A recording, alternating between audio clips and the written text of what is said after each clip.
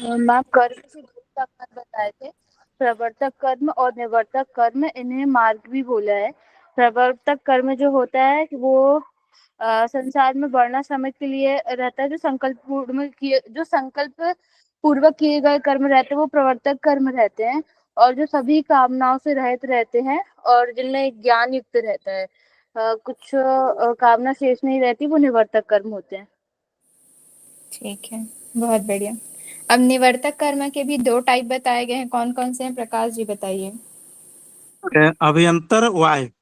तो अभियंतर को ज्यादा अच्छा माना गया है, जो उस कर्म से कुछ उसके लाभ हैं मैडम, अभी याद तो नहीं है।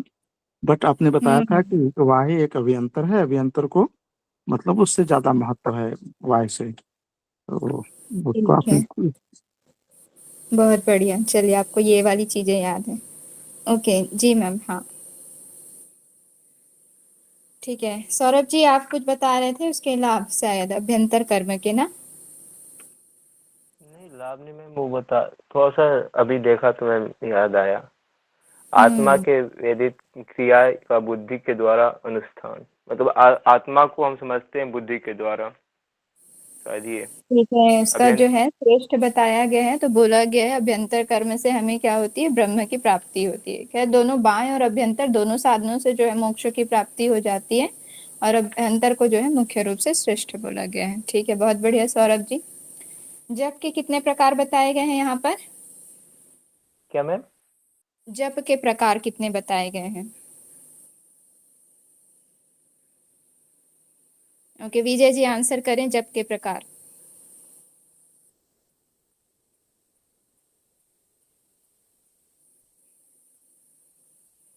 ठीक है, लगता है विजय जी को याद है। नहीं है मैम। ठीक है, अच्छे से पढ़िए विजय जी। चलिए प्रकाश जी, आपको याद है? हाँ मैडम, मैम अभी तक ये नहीं तीन मुझको प्रकार याद के है, होते हैं सॉरी मैम। मैडम। मैम बताऊँ? हाँ, ये तीन प्रकार के: उच्च जप, उपांशु जप और मानस जप।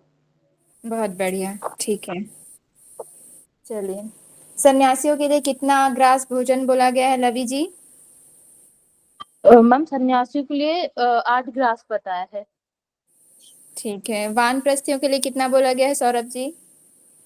16। और ब्रह्मचारियों के लिए? 32। हो गए ना कंफ्यूज? लाइन ब्रह्मचारियों बात। के लिए आवश्यकता नहीं, अनुसार, मैम आवश्यकता अनुसार बताया था मैडम आप। ब्रह्मचारी को आवश्यकता अनुसार मैम, आवश्यकता अनुसार। हाँ, 8 16 32 करके याद कर लिए है ना? चलिए ठीक है, तो अच्छे से उसको ध्यान में रखते हुए याद करना है। ठीक है। 32 ग्रास किसके लिए बोला गया है? प्रकाश जी आंसर करें। गृहस्थ। ये जो हाँ, गृहस्थ वाले होते हैं मैडम, हम लोग जैसे। गृहस्थी। ठीक है, चलिए। शरीर के जो पृष्ठवंश के ओर दोनों ओर जो अस्थियां बताई गई हैं, कितनी बताई गई हैं लवी जी? अस्थियों की संख्या कितनी बताई गई है? मैम ये नहीं पता। ओके, सौरभ जी बताइए। नहीं पता मैम। ओ, प्रकाश जी, विजय जी। 32 32, 32 बताई थी मैडम। बहुत बढ़िया, ठीक है, इसको याद रखेंगे लवी जी, सौरभ जी, विजय जी। ठीक है, ओके। और शरीर का जो माप है वो कितने अंगुल बताया गया है? 96। 16, 96 मैम। ओके, बहुत बढ़िया। ठीक है, चलिए। प्राण का स्थान कहाँ बताया गया है वशिष्ठ संहिता के अनुसार? विजय जी आंसर करें।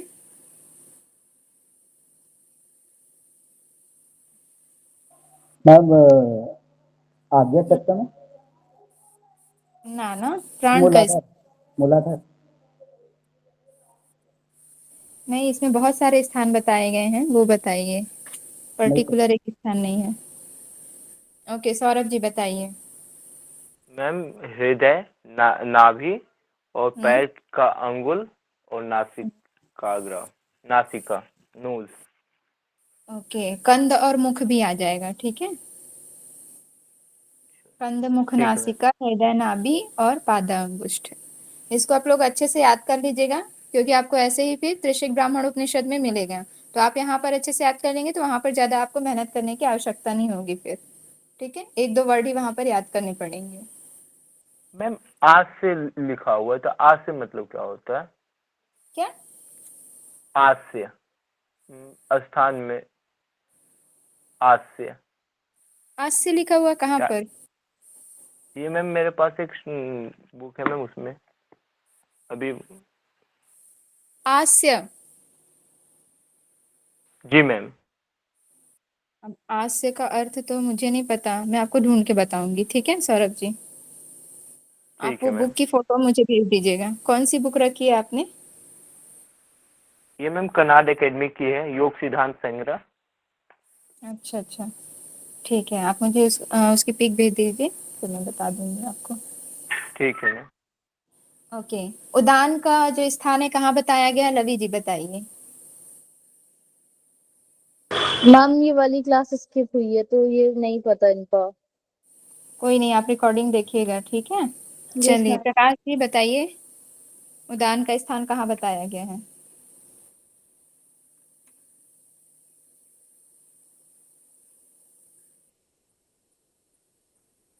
याद नहीं madam, sorry, very sorry madam.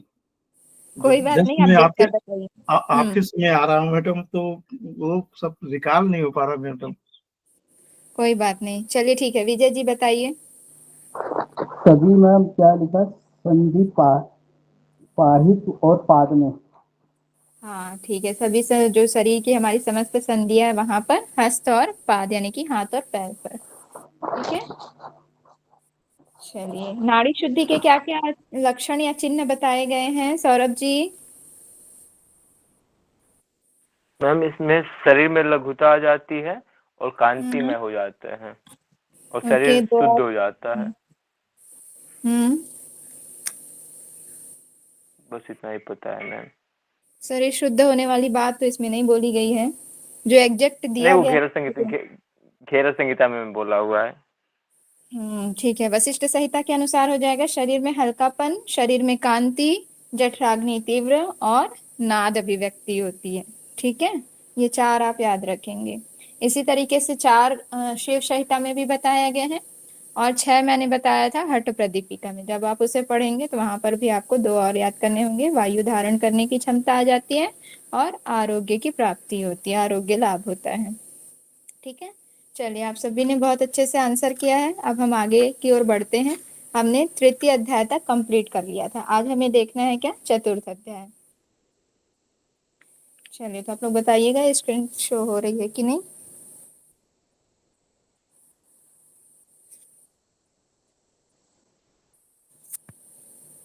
Ma'am तृतीय अध्याय कंप्लीट हो गया? क्या बोल रहे हैं? तृतीय अध्याय कंप्लीट हो गया मैम? हाँ तीसरा अध्याय कंप्लीट हो गया है। एक वो कल हो गया मैम, कल ही करा है क्या फिर? पिछले वाली क्लास में कंप्लीट हो चुकी थी तृतीय अध्याय, कल क्लास नहीं हुई थी। अच्छा अच्छा। ठीक जी है, जी। आज हम चतुर्थ ठीक देखेंगे। है, तो मेरा ये छूट गया होगा मैम।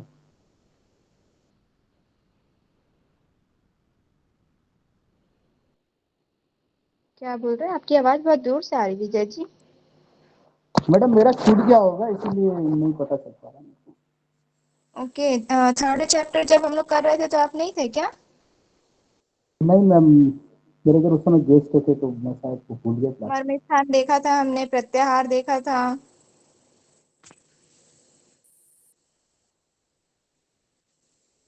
ठीक है, आप रिकॉर्डिंग देखिएगा। प्रदीप जी बोल रहे हैं, विजय जी।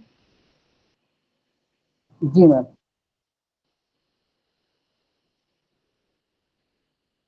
हमने थर्ड अध्याय में पढ़ लिया था प्राणायाम प्रत्याहार। प्राणायाम में हमने क्या क्या पढ़ा था, ओमकार जप पढ़ा था, ओमकार प्राणायाम। ठीक है, और साथ ही साथ हमने देखा था सहित और केवल कुंभक। ओके, ये 3 प्रकार के प्राणायाम हमने पढ़ा था।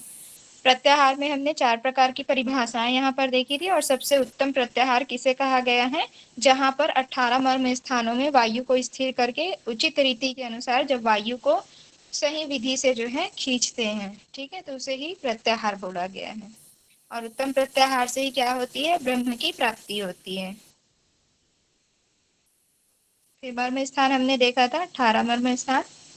इस तरीके से हमारा थर्ड चैप्टर कंप्लीट हो गया था। आज हम देखेंगे चतुर्थ चैप्टर। इसमें हमें देखना है पंचधारणा, ध्यान और समाधि। पंचधारणा और आप लोगों ने कौन कौन से टेक्स्ट में देखा है बताइए। पंचधारणा में गैर संहिता में देखा है, और पंचधारणा आपने गोरख संहिता में भी देखा है, ठीक गोरख है। संहिता, गोरख संहिता जी मैम। हाँ, और योग दर्शन में भी आपका धारणा मिलता है, वहां पर एक ही उसकी परिभाषा दी गई है। इसके अतिरिक्त आप क्या बोलते हैं, और भी बहुत सारे ग्रंथ आगे शिव संहिता में भी पंचधारणा पढ़ेंगे, ठीक है। शिव सिद्धांत पद्धति में भी आपको आएगा।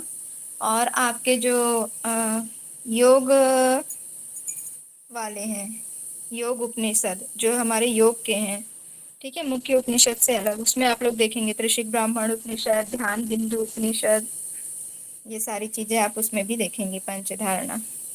ओके, तो चलिए यहाँ पर देखते हैं पंचधारणा के विषय में क्या क्या कहा गया है। योग शास्त्र के ज्ञाता योगी यम आदि गुणों से युक्त अपने में मन की स्थिरता को धारणा कहते हैं, ठीक है। यानी कि जो योग शास्त्र के ज्ञाता हैं, जो योगी हैं, ठीक है, यम आदि गुण, यम आदि गुण का यहाँ पर और क्या अर्थ होगा बताइए। यम के अतिरिक्त जो है नियम हो गया हमारा, है ना, जो अष्टांग योग फॉलो करते आ रहे हैं, यम नियम आसन प्राणायाम, यहाँ तक के जो गुण हैं, जब इनसे युक्त होकर अपने मन में स्थिरता आ जाती है, ठीक है। जब योगी जो हैं, जो साधक हैं, यम आदि गुणों को पालन करते हुए जब उनसे युक्त हो जाते हैं, उनको सिद्ध कर लेते हैं, तब उनके मन में स्थिरता आ जाती है। उस स्थिरता को ही धारणा कहा जाता है। ये हो गया हमारा एक। दूसरा यहाँ बोला गया है हृदय में अंतराकाश के साथ साथ बाह्य काश का चिंतन करना, इसे ही धारणा कहा गया है। और उससे योगी जो है आकाश बिहारी बन सकता है, ठीक है। तो क्या करना है, हृदय में अंतराकाश के साथ साथ बाह्यकाश। अंतराकाश क्या हो गया, अंतराकाश अर्थात जो हम अपने हृदय के भीतर जो ज्योति का ध्यान कर रहे हैं, या अपने इष्ट का या परमात्मा का ध्यान कर रहे हैं, उसके साथ साथ बाह्यकाश। बाह्यकाश अर्थात जैसे कि बाह्य वस्तु से, या बाह्य जो हमारे जैसे कि सूर्य हो गए, चंद्रमा हो गए, या फिर किसी स्थान या किसी मूर्ति का, या फिर पर्वत, नदियां, इस तरीके से जब अंतराकाश यानी कि अंतर अपने आंतरिक हृदय के साथ साथ जब बाह्य काश का चिंतन करते हैं, तब उसे ही धारणा कहते हैं। और जब इसे साधक सिद्ध कर लेते हैं तो क्या होते हैं, वो आकाश बिहारी बन जाते हैं, अर्थात आकाश में उड़ने की क्षमता आ जाती है, आकाश में कहीं पर भी गमन करने की क्षमता आ जाती है अंतरिक्ष में, ठीक है। फिर यहाँ पर बोला गया है पृथ्वी, जल, तेज, वायु और आकाश, इनमें 5 बीज वर्ण लम, वम, रम, यम, हम का चिंतन करना धारणा कहा गया है, ठीक है। यानी कि जो पंच महाभूत हैं उनका, और उनके साथ जो उनके 5 बीज मंत्र बताए गए हैं, लम, वम, रम, यम, हम, जब इनका चिंतन करते हैं तो इसे ही धारणा कहा गया है। तो वशिष्ठ संहिता के अनुसार 3 डेफिनेशन दी गई है धारणा की। सबसे पहले यहाँ पर बताया गया है कि जो योगी, योग शास्त्र के जो ज्ञाता होते हैं, वो यम आदि, प्रेजेंटेशन नहीं दिखाई दे क्या, अब देखिए, अब दिख रहा मैम, आवाज और प्रेजेंटेशन थोड़े वो आ रही थी। अच्छा आवाज स्लो आ रही है, थोड़ा सा मैम परफेक्ट इसको है वो अपना। विजय जी आप अपना चेक कर लीजिए, मैडम का ओके ओके परफेक्ट है आवाज, साउंड। अच्छा, क्योंकि मुझे ना विजय जी की आवाज बहुत दूर से आ रही है। चलिए क्लियर है ना बाकी, सौरभ जी, लवी जी, प्रकाश जी, आप लोगों को जी क्लियर है? मैम। एकदम जी मैम। क्लियर पर। चलिए ठीक है, ठीक है, आप एक बार नेटवर्क चेक कर लीजिए विजय जी। तो यहाँ पर 3 प्रकार से डेफिनेशन बताई गई है। पहले तो जो योगी होते हैं वो यम आदि गुणों से युक्त होते हैं, और जब वो युक्त हो जाते हैं, उन गुणों को सिद्ध कर लेते हैं, तो जब उनके मन में स्थिरता आ जाती है तो उसको धारणा कहते हैं। दूसरा बताया गया हृदय में अंतराकाश के साथ साथ बाह्यकाश का चिंतन करना, इसे धारणा कहा गया है। और जब साधक या योगी इसे सिद्ध कर लेते हैं तो वो आकाश बिहारी हो जाते हैं, ठीक है। फिर तीसरा बोला गया है पंच महाभूतों के साथ, हमारे जो पंच महाभूत है पृथ्वी, जल, तेज यानी कि अग्नि, वायु और आकाश, और इनके साथ जब इनके जो 5 बीज वर्ण बताए गए हैं, लम, वम, रम, यम, हम, इनका जब चिंतन करते हैं तो उसे धारणा कहा गया है, ठीक है।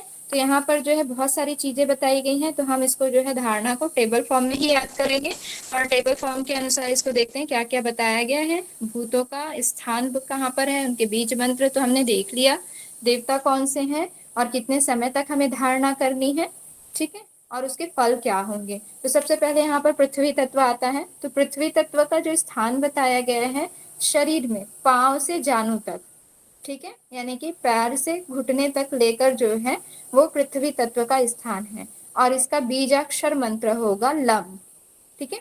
इसके देवता जो हैं ब्रह्मा जी हैं और इस पर हमको धारणा करनी कितने घटी, 5 घटी। 5 घटी अर्थात कितना समय बताइए मैम 24 मिनट्स का एक घड़ी होता है। एकदम तो सही, 120 मिनट। ठीक है, 2 घंटे होंगे। ओके, तो यहाँ पर हो गया हमारा, इस पर करना है 5 घटी धारणा करना है और जब ऐसे हम धारणा करेंगे तो उसका फल क्या प्राप्त होगा, पृथ्वी तत्व पर विजय प्राप्त हो जाएगी। पृथ्वी तत्व पर विजय प्राप्त होगी अर्थात उस तत्व के माध्यम से हमें कोई बाधा उत्पन्न नहीं होगी, अर्थात हम पृथ्वी के नीचे भी जा सकेंगे, पाताल जो भूभाग होता है वहां पर भी हम प्रवेश कर सकेंगे, ठीक है, उससे कोई बाधा उत्पन्न नहीं होगी। तो ये हो गया, पृथ्वी का स्थान बताया गया है पांव से जानु, बीजाक्षर मंत्र है लम, यहाँ पर देवता बताए गए हैं ब्रह्मा जी और इसके धारणा करना है कितने समय तक, 5 घटी, और फल क्या गया बताया गया है, पृथ्वी तत्व पर विजय प्राप्त कर लेंगे जो साधक होंगे। दूसरा आता है आप अर्थात जल, जल का स्थान बताया गया है जानु से मूलाधार तक, ठीक है, इसका स्थान जानु से मूलाधार, इसका बीजाक्षर मंत्र है वम और इसके देवता जो होंगे वो विष्णु जी होंगे। देखिए अधिकतर विष्णु जी का स्थान जो होता है हृदय कमल पर होता है, लेकिन यहाँ पर बताया गया है जानु से मूलाधार, ठीक है, इसके देवता जो है वो विष्णु जी हैं। समय इसकी भी है 5 घटी तक की धारणा करनी है और जब ये सिद्ध हो जाएगा तो इसका फल क्या प्राप्त होगा, जल तत्व पर विजय प्राप्त हो जाएगा और एक और है सभी रोगों से छुटकारा हो जाएगा, यानी कि जो भी रोग हो रहे हैं उससे मुक्ति मिल जाएगी, ठीक है। तो जल तत्व पर विजय अर्थात जल जो है, जल की शक्ति जो है उस पर कोई प्रभाव नहीं डालेगी, ना तो उसे डुबा सकेगी ना ही कुछ कर सकेगी, ठीक है। तो इस तरीके से जो है आप तत्व पर जब हम धारणा करेंगे तो क्या होगा, एक तो जल तत्व पर विजय प्राप्त हो जाएगी और दूसरा सभी रोगों से मुक्त हो जाएगा साधक। तीसरा है तेजस, तेजस अर्थात अग्नि, ठीक है, वैश्वानर के नाम से भी जानते हैं, कहीं कहीं पर हमको जो है तेजस का नाम मिलता है वैश्वानर अग्नि, वो कुंडली के स्थान पर होता है। चलिए अब यहाँ पर तेजस का स्थान बताया गया है मूलाधार से हृदय तक, ठीक है, और इसका बीजाक्षर मंत्र है रम, देवता है रुद्र और इसकी भी धारणा करनी है 5 घटी तक। इससे क्या होता है, अग्नि से जलता नहीं, अर्थात अग्नि तत्व पर विजय प्राप्त कर लेता है साधक। अग्नि तत्व जो है किसी प्रकार से बाधा नहीं पहुंचाती है, ठीक है। तो तेजस का स्थान याद रखेंगे मूलाधार से हृदय तक, इसका जो बीजाक्षर मंत्र है रम, देवता है रुद्र, धारणा करनी है 5 घटी तक और अग्नि से जला नहीं सकता। फिर चौथा आता है वायु, वायु का स्थान बताया गया है हृदय से भ्रूमध्य तक, इसका बीजाक्षर मंत्र यम हो जाएगा और इसके देवता जो है महत बताए गए हैं, ठीक है, महत याद रखेंगे। समय 5 घटी बताई गई है धारणा करने के लिए और वायु के समान आकाश बिहारी बन जाता है, अर्थात जो योगी होता है जब वायु तत्व पर विजय प्राप्त कर लेता है तो वो आकाश में गमन करने की क्षमता प्राप्त कर लेता है, अर्थात आकाश बिहारी हो जाता है। फिर आता है 5वां तत्व आकाश, आकाश का स्थान बताया गया है भूमध्य से ब्रह्मरंध्र तक और इसका बीजाक्षर मंत्र है हम, इसके देवता है अव्यक्त, ठीक है, जो दिखाई ना देते हो, निराकार हो, ठीक है, इसलिए बोला गया अव्यक्त। समय इस पर भी 5 घटी धारणा करनी और जब ऐसा करेंगे तो क्या होगा, योगी जो है जीवन मुक्त हो जाएगा। आकाश 5वीं धारणा से सभी दुखों को दूर करने वाली होती है। एक याद रखेंगे, जल तत्व पर जब विजय प्राप्त कर लेते तो सभी रोगों से मुक्त कर देता है और यहाँ पर सभी दुखों को दूर करता है, ठीक है, ये दोनों को अच्छे से याद रखेंगे। और 1 वर्ष में मल मूत्र की अल्पता हो जाती है, जब कंटिन्यू इस पर धारणा करते रहते हैं, इस क्रम में जब हम दृढ़ हो जाते हैं तो 1 वर्ष के अंतर्गत मल मूत्र की अल्पता हो जाती है, ठीक है। आकाशीय धारणा सभी दुखों को दूर, अच्छा ये यहाँ पर रिपीट हो गया, ये वाली लाइन जो है रिपीट हो गई है यहाँ पर। तो 2 चीजें यहाँ पर बताई गई है, एक तो सभी दुखों को दूर करता है और 1 वर्ष में मल मूत्र की अल्पता हो जाती है और साथ ही साथ योगी जो है जीवन मुक्त हो जाता है, अर्थात जीवन में रहते हुए वह मोक्ष को प्राप्त कर लेता है, मुक्त हो जाता है जीवन से। तो 3 चीजें याद रखेंगे, योगी जीवन मुक्त होता है, ठीक है, सभी दुखों को दूर करने वाला होता है आकाश तत्व, और 1 वर्ष में मल मूत्र की अल्पता हो जाती है। इन 5 स्थानों में प्राणवायु को धारण करने से योगी अपने आसन वाहन आदि से किसी के द्वारा चालित नहीं किया जा सकता, अर्थात जब वो इस साधना क्रम में एकदम दृढ़ हो जाता है तो वो किसी के द्वारा भी चालित नहीं हो सकता, यानी कि जब तक वो नहीं चाहेगा तब तक कोई दूसरा उसे डिस्टर्ब नहीं कर सकता, ठीक है। वो अपने मन से कहीं भी आ जा सकता है, जो भी उसके आसन होंगे वाहन होंगे, दूसरे लोग उसे प्रभावित नहीं कर पाएंगे, ठीक है। तो ये यहाँ पर हो गए हमारे पंच धारणा, महाभूत हमारे हो गए पृथ्वी, आप, तेजस, वायु, आकाश, इन सब के अलग अलग स्थान बताए गए। पृथ्वी के पांव से जानु तक, आप के जानु से मूलाधार तक, ठीक है, तेजस का हो गया मूलाधार से हृदय, और वायु का हृदय से भूमध्य, और आकाश का भ्रूमध्य से ब्रह्मरंध्र तक, ठीक है। इसके बीजाक्षर मंत्र हैं लम वम रम यम यम हम, ठीक है। इसे लवर यहाँ आ इस तरीके से आप याद रख सकते हैं, लवर यहाँ आ, ठीक है। तो लम वम रम यम हम, और इसके जो देवता हैं ब्रह्मा विष्णु रुद्र और महत और अव्यक्त, ठीक है। सभी पर जो है 5 घटी का जो है बताया गया है समय धारणा करने के लिए, और इसके अपने अलग अलग फल बताए गए हैं। क्लियर है ये वाली स्लाइड? आगे बढ़े,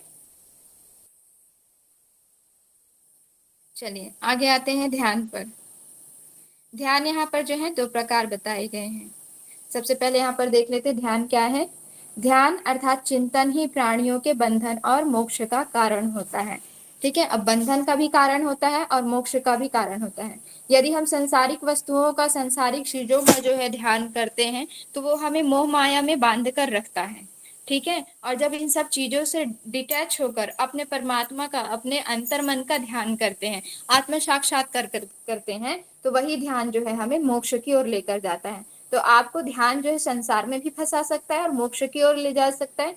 तो ये आपके अभ्यास के ऊपर निर्भर करता है कि आप किन चीजों का जो है चिंतन कर रहे हैं, मनन कर रहे हैं, ठीक है। तो यहाँ पर इसीलिए बताया गया है कि ध्यान जो है प्राणियों के बंधन और मोक्ष का कारण दोनों है।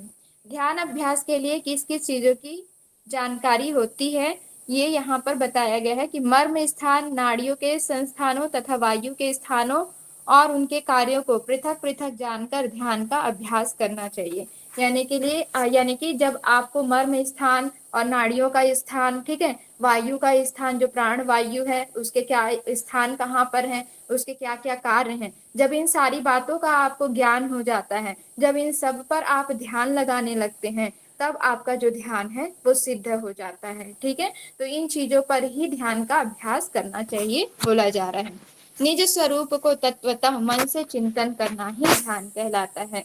निज स्वरूप अर्थात अपने जो जो हमारा अंतर मन है, ठीक है, आत्मज्ञान या स्वयं पर ध्यान लगाना, स्वयं के बारे में जानना, मन में चिंतन करना ही ध्यान कहलाता है। ओके, बोलते हैं ना कि क्या बोलते हैं, परमात्मा को कहीं मत ढूंढिए, अपने भीतर उसे जानने का प्रयास कीजिए, तब आपको जो है मोक्ष की प्राप्ति हो जाएगी। इसीलिए यहाँ पर कहा गया है निज स्वरूप को तत्वतः मन से चिंतन करना ही ध्यान कहलाता है, ठीक है। तो यहाँ पर भी जो है 3 प्रकार से डेफिनेशन दिया गया है। ध्यान जो है प्राणियों के बंधन और मोक्ष का कारण है बोला गया है। मर्म स्थान, नाड़ियों के संस्थानों तथा वायु के स्थानों और उनके कार्यों को जानकर जब उन पर ध्यान का अभ्यास किया जाता है तो उसे ध्यान कहते हैं, तब ध्यान सिद्ध होता है।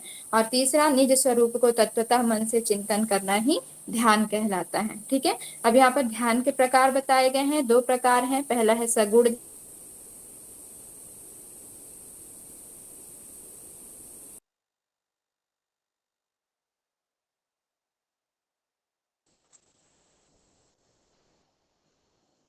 गोरख संहिता में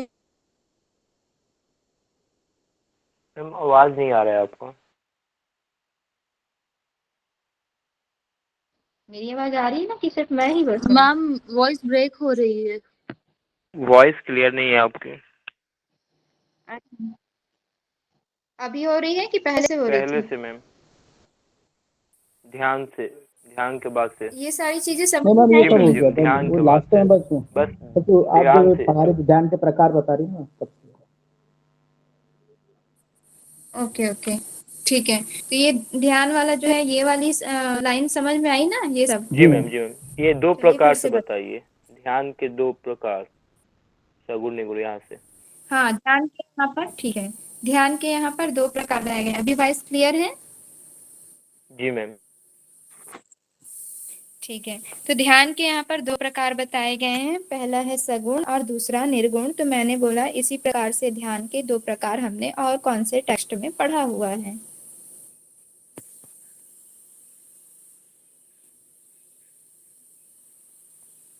गोरख संहिता में हम देखे गोरख थे। संहिता, जी मैम, सगुण निगुण। ठीक है, ओके, इस तरीके से कोरिलेट करते हुए पढ़ते जाना है हमको। उसके बाद फिर यहाँ पर सगुण के, जो सगुण ध्यान है उसके भी 5 प्रकार बताए गए हैं और निर्गुण ध्यान के 1 प्रकार बताए गए हैं। वो अब हम आगे देखते हैं, सगुण और निर्गुण ध्यान के 5 प्रकार और निर्गुण के 1 कौन से हैं। ठीक है, चलिए अभी क्लियर है ना वाइस? जी मैम। चलिए अब पहले से हम लोग देख लेते हैं निर्गुण ध्यान। निर्गुण ध्यान के 1 ही प्रकार है। यहाँ पर क्या बोला गया है निर्गुण ध्यान के विषय में? ब्रह्म के समान मैं बनूं और ब्रह्म के समस्त गुण, जैसे ज्योतिर्मय, शुद्ध, नित्य, अजर आदि मैं ही हूँ, अर्थात मैं ही ब्रह्म हूँ, जब ऐसी भावना आने लगे, ठीक है, तो उसे कहा जाता है निर्गुण ध्यान। कैसे? ब्रह्म के समान मैं बनूं, ब्रह्म के जो गुण हैं वो समस्त गुण मुझ में आए। उनके कौन कौन से गुण हैं? ज्योतिर्मय होना, निराकार होना, शुद्ध होना, नित्य होना, अजर अमर होना, है ना। तो उसी प्रकार के जो उनके गुण हैं वही गुण जो है हमारे में भी आए, अर्थात मैं ही ब्रह्म हूँ, अर्थात अहम ब्रह्मास्मि की जो धारणा यहाँ पर है, जो वाक्य है, वो यहाँ पर लागू होती है। ठीक है, तो निर्गुण ध्यान का विषय यानी कि ब्रह्म के समान मैं बनूं और उनके समस्त गुण मुझ में आ जाएं, अर्थात मैं ही ब्रह्म हूँ, ऐसा विचार करना, ऐसा अनुभव करना, ठीक है, ये निर्गुण ध्यान कहलाएगा। ऐसा संवेदना होना ही निर्गुण ध्यान है, अर्थात ऐसी अनुभूति होना ही क्या है? निर्गुण ध्यान है। ठीक है, तो ब्रह्म के समान मैं बनूं, ब्रह्म के समस्त गुण मुझ में आए, अर्थात जो ब्रह्म है वह भी मैं ही हूँ। ठीक है, जब ऐसे विचार आने लगे तो इसे ही कहा जाता है निर्गुण ध्यान। क्लियर है ये? जी मैम। चलिए अब आगे देखते हैं हम सगुण ध्यान क्या है और उसके 5 प्रकार कौन कौन से हैं। सगुण ध्यान, 5 प्रकार के सगुण ध्यान मुख्यतः हृदय कमल एवं विष्णु के स्वरूप पर आधारित है। यानी कि जो 5 प्रकार के हम सगुण ध्यान आगे देखेंगे वो किस पर आधारित है? हमारा जो हृदय है और उस पर हमारे जो विष्णु जी निवास करते हैं, ठीक है, उनके स्वरूप पर आधारित है। यानी कि उनका रूप कैसा है, रंग कैसा है, कौन से अस्त्र शस्त्र धारण किए हुए हैं, कैसे दिखते हैं, उनके वस्त्र कैसे हैं, उनका मुख कैसा है, ये सब जो है सगुण ध्यान का जो है मुख्य विषय है। ओके, तो हृदय कमल, हृदय कमल कैसा है? 12 अंगुल नाल वाला और 4 अंगुल विस्तार वाला, 8 दल युक्त केसर युक्त कर्णिका को हृदय कमल कहा गया। अब 12 अंगुल नाल वाला यानी कि जो ये कमल की डंडी दिख रही है ना, ये वाली, ये 12 अंगुल हो गई। 4 अंगुल विस्तार, ये जो है यहाँ से यहाँ तक, इसका जो है 4 अंगुल विस्तार हो गया। 8 दल युक्त कमल, जो इसकी पंखुड़ियां हैं वो कितनी है? 8 दलों से युक्त है। और केसर युक्त कर्णिका यानी कि जो इसके जो बीच का पार्ट है वो कैसा रंग का है? केसर से केसर युक्त है। ठीक है, केसर रंग का है, केसरिया रंग का। तो इस तरीके से जो है हमारा हृदय कमल है, कैसा है? 12 अंगुल नाल वाला, 4 अंगुल विस्तार वाला, 8 दल से युक्त केसर युक्त कर्णिका। इस प्रकार से हृदय कमल की रचना यहाँ पर बताई गई है। ठीक है, उसके बाद आगे हम देखते हैं विष्णु नारायण की विशेषता, अर्थात जो हमारा सगुण ध्यान है किस पर आधारित है? हमारे हृदय कमल और विष्णु जी जो नारायण है उनके स्वरूप पर आधारित है। ठीक है, तो अब यहाँ पर जो है नारायण जी की विशेषता देखते हैं। तो हम सभी जानते हैं विष्णु जी को जो है वासुदेव भी कहा जाता है, जगन्नाथ भी कहा जाता है, नारायण भी कहा जाता है, उनके सहस्त्र नाम है। ठीक है, और वो कैसे हैं? चतुर्भुज वाले हैं, शंख चक्र गदाधार और मुकुट धारण किए हुए हैं। ठीक है, शंख चक्र गदा मुकुट ये सब वे धारण किए हुए हैं। कमल पत्र के समान नेत्र वाले हैं, इसलिए उन्हें कमल नयन के नाम से भी जाना जाता है। ठीक है, कमल पत्र के समान उनके नेत्र हैं, इसलिए क्या कहा जाता है? कमल नयन कहा जाता है। पूर्ण चंद्र के समान मुख वाले हैं। ठीक है, इसलिए चंद्रमुख के नाम से भी जाने जाते हैं। कैसे? पूर्ण चंद्र के समान मुख वाले हैं। और वस्त्र कैसे धारण किए हुए हैं? पीत वस्त्र अर्थात पीला वस्त्र धारण किए हुए हैं। ठीक है, इस प्रकार से यहाँ पर जो है विष्णु जी की विशेषताएं बताई गई हैं। गुरुवार को हम लोग विष्णु जी की पूजा करते हैं ना, सारा चीज सब कुछ हमारा पीला पीला होता है, उसमें पीला फूल चढ़ता है, पीला चावल चढ़ता है, जो भी फल होते हैं ना, केले की पूजा की जाती, केले के पेड़ की। ठीक है, पीले वस्त्र हम लोग पहनकर पूजा करते हैं इस तरीके से। तो यहाँ पर जो है उनकी विशेषता बताई गई। क्या क्या? वासुदेव, जगन्नाथ, नारायण आदि नामों से जाना जाता है। चतुर्भुज है, शंख चक्र गदा और मुकुट धारण किए हुए हैं, कमल पत्र के समान नेत्र वाले हैं, पूर्ण चंद्र के समान मुख वाले हैं और पीत वस्त्र धारण किए हुए हैं। और भी बहुत सारी इनकी विशेषताएं हैं, लेकिन इनको मुख्य रूप से यहाँ पर बताया गया है। ठीक है, तो हमारा जो हृदय कमल है वो कैसा है? 12 अंगुल नाल वाला, 4 अंगुल विस्तार वाला, 8 दल से युक्त, केसर युक्त कर्णिका। उसके बाद यहाँ पर विष्णु जी के स्वरूप का वर्णन किया गया है। अब आगे हम देखते हैं सगुण ध्यान के प्रकार। यहाँ पर जो है प्रकार को कोई अलग से नाम नहीं बताया गया, प्रथम, द्वितीय, तृतीय, चतुर्थ और पंचम ही कहा गया है। ठीक है, तो सबसे पहले हम देखते हैं यहाँ पर प्रथम सगुण ध्यान। प्रथम सगुण ध्यान क्या है? ऊपर दिए हुए विष्णु नारायण की सभी विशेषताओं को ध्यान में रखते हुए 8 दल युक्त अपने हृदय कमल में विराजमान कमल का ध्यान करना है। ठीक है, अर्थात जो विष्णु जी की ऊपर जो विशेषताएं बताई गई हैं उनको ध्यान में रखते हुए जो 8 दल से युक्त हमारा हृदय कमल है उसमें हमको उनका ध्यान करना है। तो ये हो गया प्रथम सगुण ध्यान। ठीक है, प्रथम सगुण ध्यान क्या है? जो हमारा 8 दल युक्त हृदय कमल है उस पर जो ऊपर बताई गई विष्णु जी की विशेषताएं हैं उनका ध्यान करना प्रथम सगुण ध्यान है। अब आते हैं द्वितीय सगुण ध्यान। द्वितीय सगुण ध्यान में क्या बोला गया? हृदय कमल के मध्य में वैश्वानर है, अर्थात अग्नि की बात कही जा रही है यहाँ पर। ठीक है, वैश्वानर अग्नि, अग्नि का एक नाम है वैश्वानर। तो वैश्वानर अग्नि है तथा वात रहित दीप के समान अग्नि प्रज्वलित है। वात रहित अर्थात जब वायु नहीं होती है तो दीप जो है कैसे जलती है? बताइए आप लोग, कैसी होती है दीप? जो ज्योति जलती है जब आसपास वायु नहीं होता है, ठीक है, तो कैसे वो जलता है? एक सीधी ज्योति जलती है ना जब वायु से रहित होता है तो। सीधी लौ होती है मैम। जी मैम, उसमें लौ सीधा होता है, उसमें कोई हलचल नहीं होती है। हाँ, वो हिलती डुलती भी नहीं है। ठीक है, तो वही बोला जा रहा है। हृदय कमल के मध्य में वैश्वानर अग्नि है जो वात रहित दीप के समान अग्नि प्रज्वलित है, यानी कि सीधी जलती हुई है, किसी भी प्रकार की वहां पर कोई हलचल नहीं हो रही है। उस अग्नि शिखा में परम आत्म तत्व को देखते हुए मनोभाव ध्यान करें। ठीक है, अर्थात जो दीप प्रज्वलित है, जो अग्नि प्रज्वलित है, उसकी अग्नि शिखा यानी कि जो ऊपर का भाग है उस पर परम तत्व आत्म तत्व को देखते हुए अर्थात अपने इष्ट को देखते हुए मनोभाव का ध्यान करें। तो ये हो जाएगा द्वितीय सगुण ध्यान। सबसे पहले हमारे हृदय कमल में वैश्वानर अग्नि को देखना है। उस पर वो कैसी है? तो वात रहित है। ठीक है, वो अग्नि जो है कैसी है? वहां पर वायु, किसी भी प्रकार की वायु नहीं है, कोई हलचल नहीं हो रही, वो सीधी जल रही है। उसी अग्नि शिखा को देखते हुए आत्म तत्व का चिंतन करना है। तो इसे क्या कहेंगे हम? द्वितीय सगुण ध्यान। प्रथम सगुण ध्यान में क्या करना है? अपने हृदय कमल पर विष्णु जी की विशेषताओं को, उनके स्वरूप का ध्यान करना है। ये प्रथम सगुण ध्यान हो गया। द्वितीय सगुण ध्यान में हृदय कमल पर जो अग्नि प्रज्वलित है वैश्वानर, उसको जो है उसकी दीप शिखा को देखते हुए आत्म तत्व का चिंतन करना है। ये द्वितीय सगुण ध्यान हो गया। फिर तृतीय सगुण ध्यान में क्या करना है? अव्यक्त अर्थात जो दिखाई नहीं दे रही है, ठीक है, जो व्यक्त नहीं है, प्रकाश स्वरूप है, केवल प्रकाश की भांति वहां पर विद्यमान है। अपनी आत्मा को भ्रूमध्य पर अपना ध्यान केंद्रित करें और यह अनुभव करें कि मैं वही हूँ। यह भी सगुण ध्यान कहलाता है। ठीक है, अब यहाँ पर क्या करना है? प्रकाश स्वरूप अपनी आत्मा को भ्रूमध्य पर चिंतन करना है। भ्रूमध्य पर उस प्रकाश स्वरूप आत्मा का ध्यान करना है और यहाँ पर वो अनुभव करना है कि जो मैं देख रही हूँ वह मैं ही हूँ, अर्थात जो ब्रह्म है वह भी मैं ही हूँ। यह सगुण ध्यान के अंतर्गत आ जाएगा। प्रथम में हमको क्या करना है? हृदय कमल पर विष्णु जी के चिंतन, जो विशेषताएं हैं उनका चिंतन करना है। द्वितीय में क्या करना है? हृदय कमल में जो वैश्वानर अग्नि प्रज्वलित है उसके दीप शिखा पर आत्म तत्व का चिंतन करना, ये द्वितीय सगुण ध्यान हो गया। फिर तृतीय सगुण ध्यान में क्या करना है? जो अव्यक्त प्रकाश रूप आत्मा है उसका ध्यान हमको भ्रूमध्य पर करना है और यहाँ पर विचार करना है कि वह भी मैं ही हूँ, अर्थात मैं ही ब्रह्म हूँ। जब इस तरीके से विचार करने लगे, अनुभव करने लगे, तो वो भी जो है तृतीय सगुण ध्यान के अंतर्गत आ जाएगा। ओके, फिर चौथा सगुण ध्यान यहाँ पर बताया गया, हृदय कमल में प्लावित पुरुष की कल्पना करें।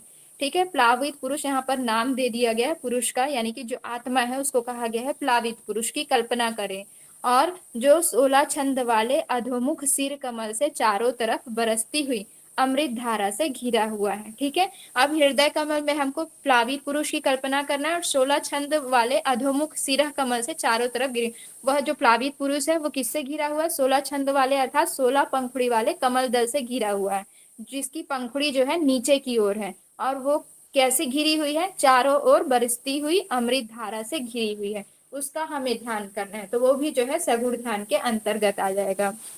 ठीक है, चतुर्थ सगुण ध्यान में क्या करना है हमको? हृदय कमल पे प्लावित पुरुष की कल्पना करनी है, और वो पुरुष जो है किससे घिरा हुआ है? 16 छंद मुख वाले सिरों से घिरा हुआ है। ठीक है, साथ ही साथ वहां पर जो है अमृत धारा बरस रही है। इस तरीके से जब हम कल्पना करते हुए ध्यान करेंगे तो वो हमारा चतुर्थ सगुण ध्यान हो जाएगा। ठीक है, फिर यहाँ पर देखते हैं पंचम सगुण ध्यान। पंचम सगुण ध्यान में क्या कहा गया है? सूर्य मंडल अर्थात हमारा जो नाभि स्थान है वहां पर ध्यान करने के लिए बोला गया है। उसमें भी क्या करना है? पद्मासन में स्थापित, ठीक है, पद्मासन स्थित समस्त विश्व को दैदीप्यमान करने वाले हेम पुरुष, यानी कि हेम पुरुष किसको कहा गया है? जो स्वर्ण पुरुष यानी कि सोने की भांति, ठीक है, सोने के समान जो है, सोने के रंग के समान जो पुरुष है उसका ध्यान करते हुए मैं वही हूँ की भावना करना भी उत्कृष्ट ध्यान कहा गया है। अब यहाँ पर क्या करना है? पंचम में हमको, अभी तक तो हम हृदय कमल पर ध्यान करते आ रहे थे, पंचम सगुण ध्यान में नाभि स्थान पर ध्यान करने के लिए कहा गया था, सूर्य मंडल पर ध्यान करने के लिए कहा गया है। वो भी कैसे करना है? पद्मासन स्थित जो विश्व को दैदीप्यमान करने वाले अर्थात प्रकाशमान करने वाले, संपूर्ण विश्व को प्रकाशित करने वाले जो हेम पुरुष हैं, और वो हेम पुरुष कैसे हैं? स्वर्ण रूप है अर्थात स्वर्ण के समान है। ठीक है, उनका ध्यान करना है, और वहां पर यही भावना करनी है कि मैं भी वही हूँ। यह ध्यान भी जो है पंचम सगुण ध्यान के अंतर्गत आएगा, और इस ध्यान को उत्कृष्ट ध्यान कहा गया है। ठीक है, इस प्रकार से यहाँ पर सगुण ध्यान के 5 प्रकार बताए गए हैं और निर्गुण के 1 बताए गए हैं। निर्गुण ध्यान में हम क्या करते हैं? जो ब्रह्म के गुण हैं, जो उनकी विशेषताएं हैं, वो उनके जैसा मैं बनूं ऐसा विचार करना, ऐसी भावना करना, ये जो है सब निर्गुण ध्यान के अंतर्गत आ जाएगी। फिर यहाँ पर सगुण ध्यान के प्रकार बताए गए हैं, तो उसके 5 प्रकार बताए गए हैं। पहले सगुण ध्यान में क्या बोला गया है? हृदय कमल पर ध्यान करना है, साथ ही साथ जो विष्णु जी की विशेषताएं हैं उनका ध्यान करना है, वो प्रथम सगुण ध्यान हो जाएगा। द्वितीय सगुण ध्यान में क्या करना है? हृदय कमल के मध्य जो अग्नि प्रज्वलित है, जो वैश्वानर अग्नि है, उसकी दीप शिखा में आत्म तत्व का चिंतन करना, ये द्वितीय सगुण ध्यान के अंतर्गत आ जाएगा। फिर तृतीय सगुण ध्यान में क्या करना है? जो अव्यक्त प्रकाश स्वरूप आत्मा है, ठीक है, जो प्रकाश स्वरूप आत्मा है उसका भ्रूमध्य में ध्यान करना और भावना करना कि मैं भी वही हूँ, यह तृतीय सगुण ध्यान के अंतर्गत आ जाएगा। फिर चौथे सगुण ध्यान में क्या करना है? हृदय कमल में प्लावित पुरुष की कल्पना करनी है, ठीक है, और वो प्लावित पुरुष जो है चारों ओर से कैसा है? 16 छंद वाले अधोमुख से और चारों तरफ से अमृत बरसता हुआ इस तरीके से चारों ओर से घिरा हुआ है। ठीक है, तो ये जो है चतुर्थ सगुण ध्यान के अंतर्गत आ जाएगा।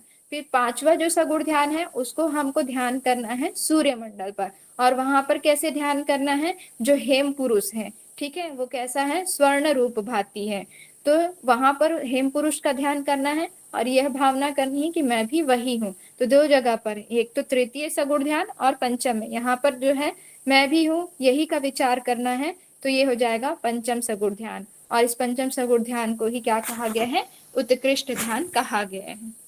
ठीक है, तो ये ध्यान वाली स्लाइड क्लियर है? कोई डाउट तो पूछ लीजिए आप लोग, फिर आगे बढ़े हम लोग।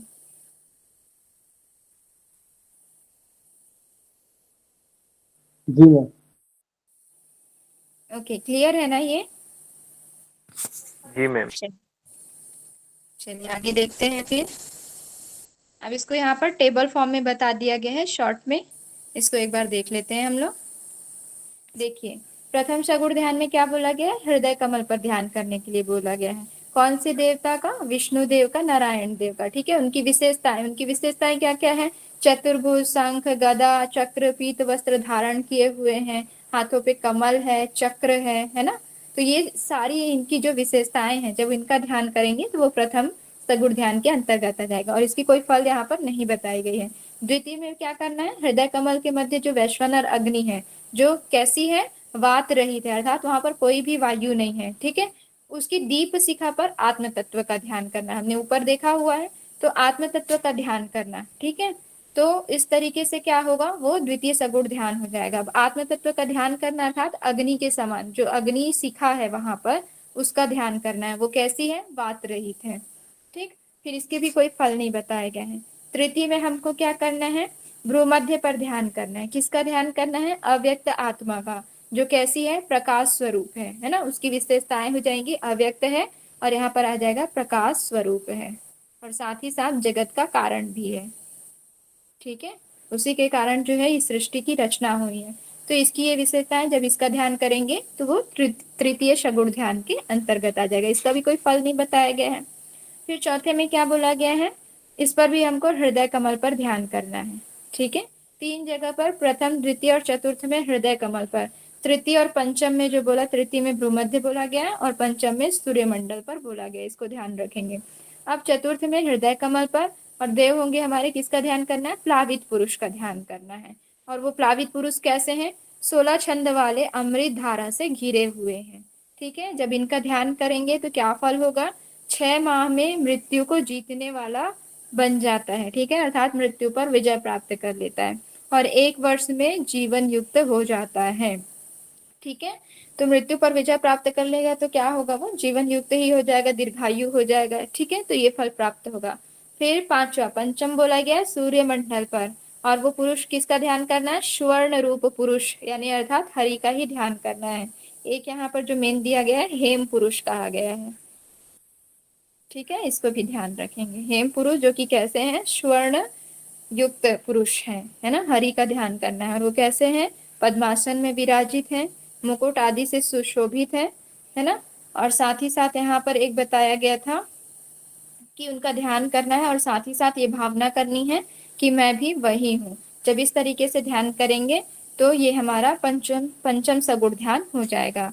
और इससे इसका क्या फल प्राप्त होता है? तो संसार में मोक्ष मार्ग को जाते हैं, अर्थात जब हम इस साधना में, इस ध्यान में निरंतर आगे बढ़ते जाते हैं तो हम मोक्ष के मार्ग की ओर आगे बढ़ते जाते हैं, अर्थात मोक्ष को प्राप्त कर लेते हैं। ठीक है, इस तरीके से हमारे जो है सगुण ध्यान के 5 प्रकार बताए गए हैं। क्लियर है ये वाली स्लाइड? आगे बढ़े। Yes ma'am. चलिए अब समाधि को देखते हैं, समाधि के विषय में क्या कहा गया है। पंचधारणा हमने देखा, ध्यान देखा है ना। पंचधारणा हमारे पंचभूतों पर कैसे हमको धारणा करनी है, उसके स्थान बताए गए हैं, फल क्या होंगे, है ना, कितने समय तक करना है। फिर ध्यान के 2 प्रकार बताए गए, निर्गुण और सगुण ध्यान, जिसमें निर्गुण के भी 1 प्रकार है और सगुण के 5 प्रकार। अब हम आगे आते हैं, हमारे अगले विषय है समाधि। समाधि के लिए क्या कहा गया है? जीवात्मा और परमात्मा की एकता ही समाधि कही गई है। लगभग हमारे हठ यौगिक टेक्स्ट है जिसमें यही परिभाषा आपको मिलेगी समाधि की, कि जीवात्मा और परमात्मा की एकता ही समाधि कही जाती है।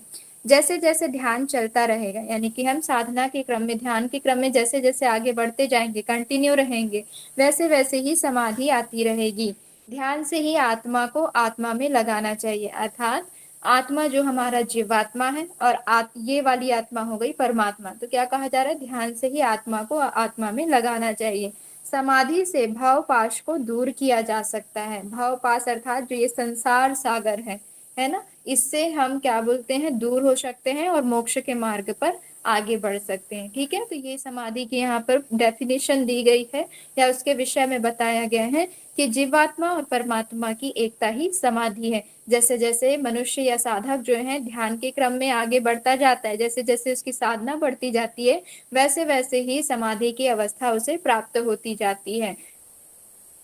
आत्मा को आत्मा में ही लगाना चाहिए, निरंतर लगाने का प्रयास करते रहना चाहिए।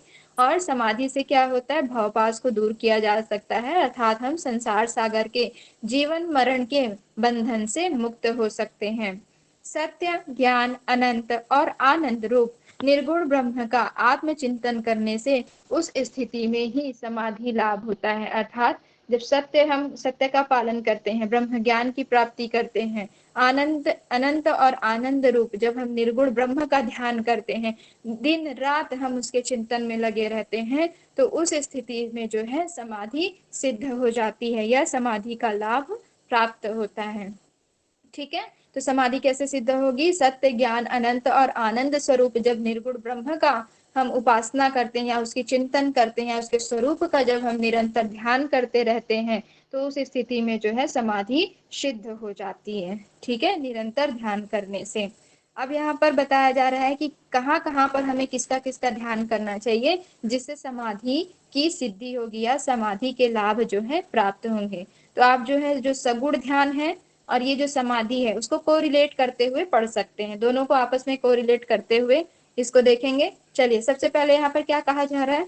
हृदय कमल के अंदर आत्मा में शरीराकार वासुदेव परमात्मा का ध्यान करने से उस स्थिति में ही समाधि का लाभ होता है। ठीक है, समाधि कब आएगी? जब निरंतर हम ध्यान की साधना में आगे बढ़ते जाएंगे, जब हमारा ध्यान सिद्ध हो जाएगा, ठीक है, तभी समाधि आती है। तो सबसे पहले यहाँ पर भी बताया गया, क्या बोला गया कि निरंतर जब हृदय कमल के अंदर आत्मा में शरीराकार में वासुदेव परमात्मा का ध्यान करते। ठीक है, वहां पर भी जो है प्रथम सगुण ध्यान में क्या बोला गया था कि हृदय कमल पर वासुदेव की विशेषताओं का ध्यान करना है। यहाँ पर भी क्या करना है? वासुदेव परमात्मा का ध्यान करना है।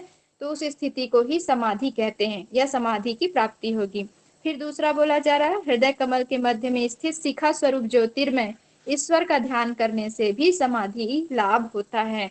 वहां पर भी क्या कहा गया था? द्वितीय सगुण ध्यान में जो अग्नि प्रज्वलित है, वैश्वानर अग्नि है ना, जब उसके दीप शिखा में आत्म तत्व का चिंतन करेंगे, ध्यान करेंगे, तो सगुण ध्यान होगा। ठीक है, द्वितीय। तो यहाँ पर भी क्या बोला जा रहा है? जब शिखा स्वरूप ज्योतिर्मय ईश्वर का ध्यान करेंगे तब समाधि लाभ होगा, अर्थात समाधि की सिद्धि हो जाएगी।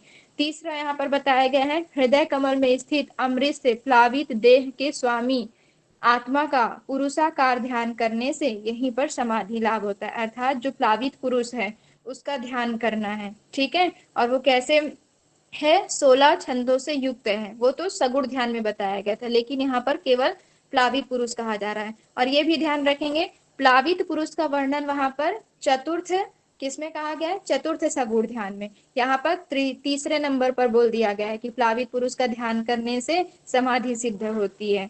ठीक है, और दोनों भ्रूमध्य के बीच में स्वर्ण के समान पीत वर्ण ईश्वर का ध्यान करने से समाधि लाभ होता है। वहां पर तीसरे नंबर पर कहा गया था कि जो अव्यक्त प्रकाश स्वरूप आत्मा है उसका भ्रूमध्य पर ध्यान करना है, लेकिन यहाँ पर चौथे नंबर पे कहा गया है कि दोनों भावों के मध्य में अधिष्ठित जो स्वर्ण के समान पीत वर्ण धारण किए हुए जो ईश्वर है उनका आत्मा में ध्यान करना, यही समाधि लाभ होता है। फिर पांचवा यहाँ पर बोला जा रहा है, सूर्य मंडल स्वरूप स्वर्णमय शरीर वाले देवता हरि आत्मा का ध्यान करने से यह भी समाधि की सिद्धि होती। तो एज इट इज जो है यहाँ पर बताया गया है, थोड़ा सा सीक्वेंस चेंज है, बाकी वही है। ठीक है, तो समाधि के ये यहाँ पर डेफिनेशन बता दिए गए हैं, किस पर जो है ध्यान करने से जो है हमको समाधि की प्राप्ति होगी या हमारा समाधि सिद्ध हो जाएगा। क्लियर है ये समाधि वाली स्लाइड? ज्यादा फास्ट? ठीक है, या एक बार और बता दूं? मैम एक बार थोड़ा सा और बता दीजिए। देखिए, दोनों को कोरिलेट करिएगा ना, सगुण ध्यान और समाधि। जैसे हम ध्यान के क्रम में आगे बढ़ते जाते हैं ध्यान साधना में, तो वैसे वैसे समाधि की सिद्धि होती जाती है। ठीक है, तो यहाँ पर सबसे पहले क्या बोला गया है?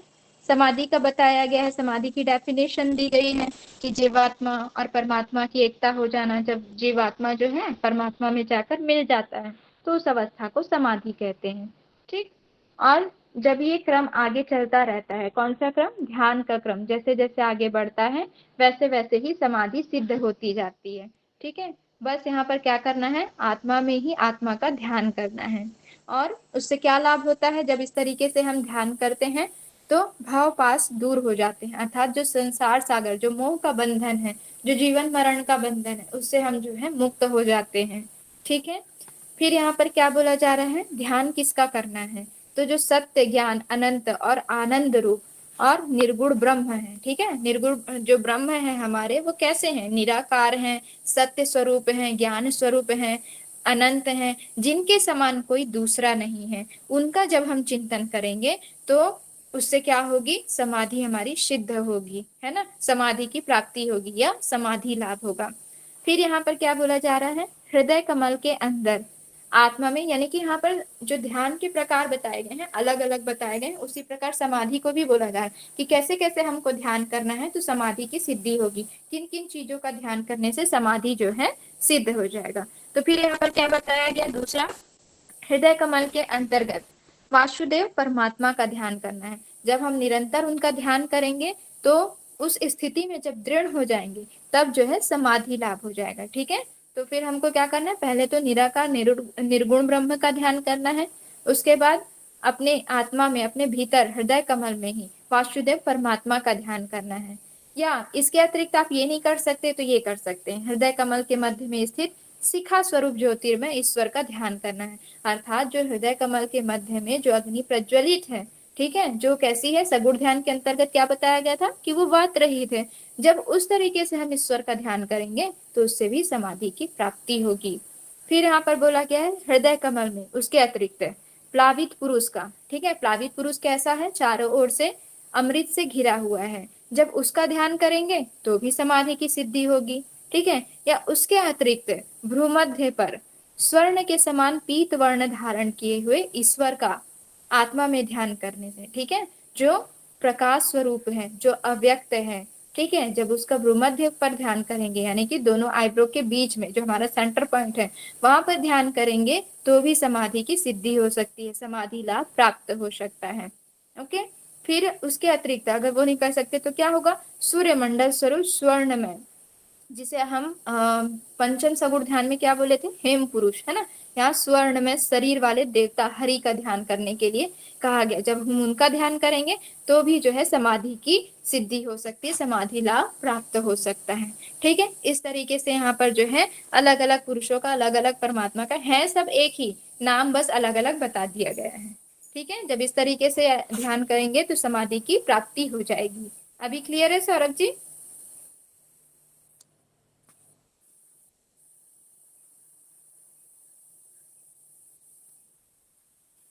क्योंकि आप लोग उसमें करते हैं ना, तो मुझे दिखता नहीं है स्क्रीन में।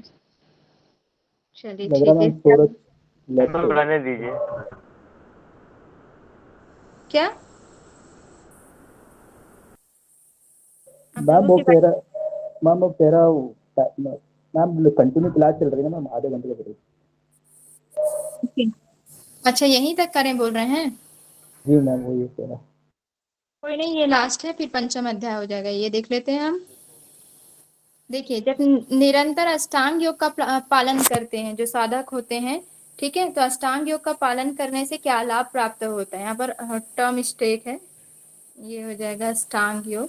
ठीक है, तो अष्टांग योग ज्ञान का क्या लाभ होगा वो देख लेते हैं। तो जो साधक अष्टांग योग का नियमित रूप से पालन करते हैं, उनका नित्य कर्मानुष्ठान करते हैं, तो क्या होता है? वो मुक्ति को प्राप्त करते हैं, अर्थात मोक्ष को प्राप्त कर लेते हैं।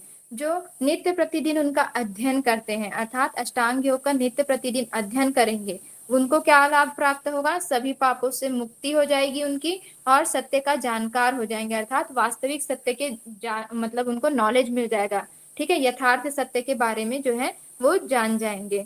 और जो भक्ति के साथ साथ श्रवण करता है, अर्थात सुनने का प्रयास करता है अष्टांग योग को, तो क्या होता है उसको लाभ? एक जन्म का पाप एक ही दिन में नष्ट हो जाता है। और जो मात्र एक बार सुनता है और विचार करता है, ठीक है, एक बार सुना और उस पर विचार करने लगा, तो उसे सर्वज्ञता की प्राप्ति हो जाती है। तो इस प्रकार जो अष्टांग योग का अनुसरण करेगा या उसके ज्ञान को फॉलो करेगा, तो जो नित्य कर्मानुष्ठान करेगा, नित्य प्रतिदिन उसको फॉलो करेगा, उसको मोक्ष की प्राप्ति होगी। जो नित्य प्रतिदिन उसका अध्ययन करेगा, उसको सभी पापों से मुक्ति मिल जाएगी और वो वास्तविक सत्य का जानकार हो जाएगा। और जो भक्ति के साथ श्रवण करेगा, उसका एक जन्म का पाप एक ही दिन में नष्ट हो जाएगा। और जो मात्र एक बार सुनता है और उस पर विचार करने लगता है, उसे सर्वज्ञता की प्राप्ति हो जाती है। तो इस तरीके से हम लोगों ने चतुर्थ अध्याय में हमने देखा पंचधारणा, ध्यान, ध्यान के प्रकार, 2 प्रकार, सगुण और निर्गुण, सगुण के 5 प्रकार, निर्गुण के 1 प्रकार। फिर हमने समाधि के विषय में देखा कि हमें कहाँ कहाँ पर जो है ध्यान करना है जिससे हमें समाधि की प्राप्ति होती है। और फिर अष्टांग योग के ज्ञान, उसके क्या लाभ हैं, जब उसको हम अच्छे तरीके से फॉलो करते हैं तो कौन कौन से लाभ की प्राप्ति होती है, ये सारी चीजें हमने देखा चतुर्थ अध्याय में। क्लियर है ये? जी मैम। मैम एक बार सुनना और विचार करना मतलब क्या मैम, क्या मतलब क्या इस तरह की प्राप्ति होगी मैम इससे? देखिए, एक बार उस ज्ञान के बारे में उन्होंने सुना और उसके बाद उन्होंने विचार किया, अपने मन में उन ज्ञान को चिंतन किया कि हाँ यम नियम इसका मैं फॉलो करूंगा, आसन इसको मैं नित्य प्रतिदिन करूंगा, ऐसे करके वो विचार करने लगे, तब उसे सर्वज्ञता की प्राप्ति हो जाती है बोलते हैं। ठीक है, मतलब किस तरह की मतलब प्राप्ति होगी सर्वज्ञता, यानी मतलब मैम क्या शब्द मैंने? सर्वज्ञता मतलब सब चीजों को जान जाएगा, उसके बाद उसको फॉलो करेगा, वो मोक्ष के मार्ग पर मतलब आगे बढ़ने के लिए वैसा कार्य करेगा। जी जी मैम। जैसे हमने जान लिया यम नियम आसन, इन सब को फॉलो करने से क्या क्या लाभ हो सकते हैं, है ना, यम फॉलो करने से क्या होता है, नियम फॉलो करने से क्या होता है, तो जब विचार करने लगेंगे तो सर्वज्ञता की प्राप्ति होगी, यानी हमने सब चीज जान लिया और अब उसको प्राप्त करने के लिए हम आगे बढ़ रहे हैं। ठीक है, जी मैम। ओके, चलिए, और किसी को कोई कुछ डाउट हो तो पूछ लीजिए, बाकी क्लियर है। फिर हम कल करेंगे पंचम अध्याय।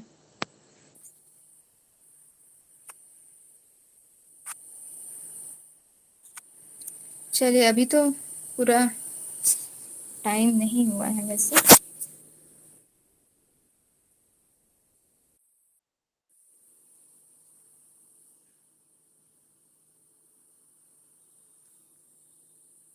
चलिए, ये इजी है, आप लोग इसको एक दो बार पढ़ेंगे ना आप लोग को याद हो जाएगा, समझ आ जाएगा। इसीलिए बोलती हूँ आप लोगों के पास पीडीएफ अवेलेबल है तो क्लास से पहले एक नज़र डालकर आइए। जैसे आज हमको पता चल गया कि हम कल पंचम अध्याय देखेंगे, तो एक बार उसको सरसरी तौर पर देख लीजिए कि क्या क्या है इसके अंतर्गत, भले कुछ समझ आए ना आए, एक बार पढ़ लीजिए। तो जब ऐसे बताऊंगी ना तो फिर आप लोगों को वो चीज़ें याद आएंगी कि हाँ यहाँ पर मैंने ये पढ़ा ये देखा, तो जल्दी से वो चीज़ें समझ आएंगी। ये ठीक है, तो उससे पहले पहली पीडीएफ में उससे पढ़े मैडम हम लोगों को क्या पढ़ाती है। क्या बोल रहे हैं विजय जी, आपकी आवाज़ बहुत दूर से आ रही है आज।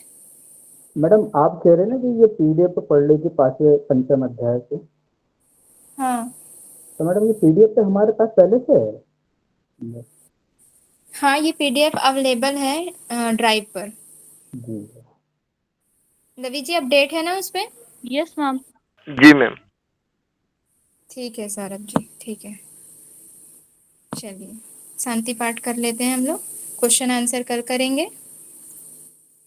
कमर गर्दन सीधी करते हुए आंखें सरलता से बंद करें, किसी भी ध्यानात्मक आसन में बैठ जाएं या हाथों को आपस में जोड़ लीजिए, मन शांत करें, भ्रूमध्य पर ध्यान केंद्रित करते हुए गहरी लंबी सांस लें, गहरी लंबी सांस छोड़ें। पुनः गहरी लंबी सांस लेते हुए दीर्घ प्रणव का उच्चारण, तत्पश्चात शांति पाठ।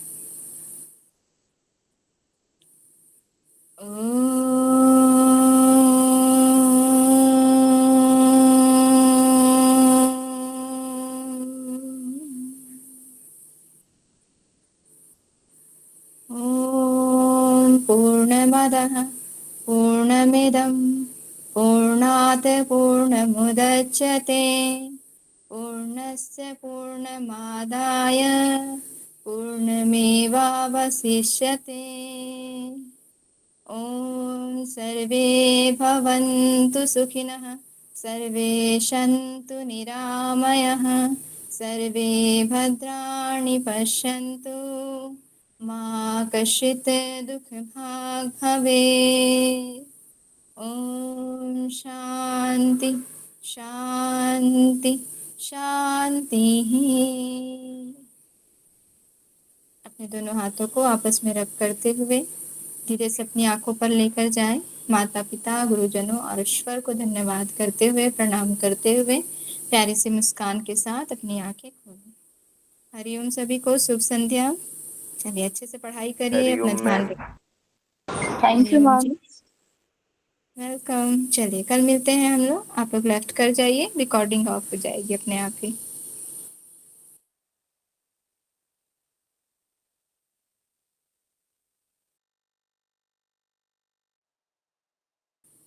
विजय जी